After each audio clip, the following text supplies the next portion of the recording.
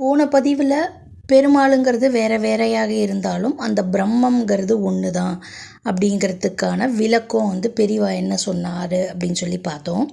இன்னையோட பதிவில் கேரளாவில் நல்லிக்குப்பம் அப்படிங்கிற ஒரு இடத்துல அக்டோபர் மாதம் 15 1927 வருஷம் என்ன ஆகுதான், 57 வயது மதிக்கத்தக்க ஒரு பெரியவரும் 37 வயது மதிக்கத்தக்க ஒரு பெரியவாளும் என்ன பண்ணுறாராம், ஒன்றா சந்திக்கிறாங்களாம், ஒன்றா பார்த்து பேசுகிறாங்களாம். அந்த 57 வயதானவர் யாருன்னா மகாத்மா காந்தியும், அப்போ பெரியவாளுக்கு கிட்டத்தட்ட 37 வயசு அப்படின்னு சொல்கிறாங்க.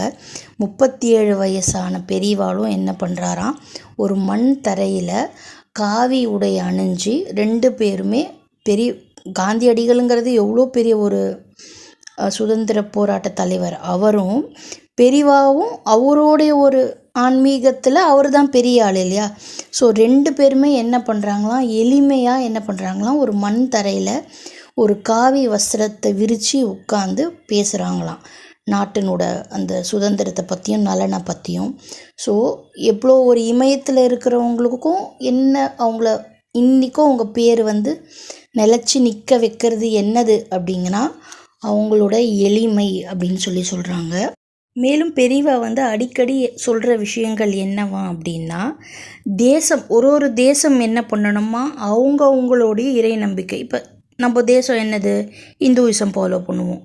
இன்னொரு தேசம் இன்னொரு மதத்தை, இன்னொரு தேசம் அந்த மாதிரி அந்தந்த தேசங்களினுடைய வளர்ச்சிக்கு அந்தந்த தேசங்களும் அந்தந்த தேசத்தில் இருக்கிற மக்களும் அவரவர்களுடைய இறை நம்பிக்கையை வளர்த்துக்கிறது அந்த தேசத்துக்கு என்றைக்குமே நன்மை பகிக்கும்னு எப்பயுமே அவர் சொல்லுவாராம்.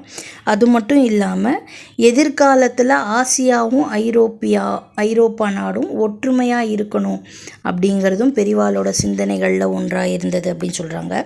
பெரியவா எப்பயுமே சொல்கிறாங்க விஷயங்களில் இன்னொரு விஷயமா சொல்கிறது என்னென்னா அடக்கம், பொறுமை. இது 2த்தையுமே பெரியவா எப்பயுமே என்ன பண்ணாராம், அவரோட வாழ்நாள் முழுக்க கடைப்பிடிச்ச 2 விஷயங்களாக அடக்கம், பொறுமையையும் அவங்க சொல்கிறாங்க. வெளிநாட்டிலேருந்து வந்த ஒரு தூதுவருக்கு பெரியவா கொடுக்குற அட்வைஸ் என்னவானா, பெரியவாளை அவர் சேவிச்சு ஆசீர்வாதம் வாங்குவார் இல்லையா.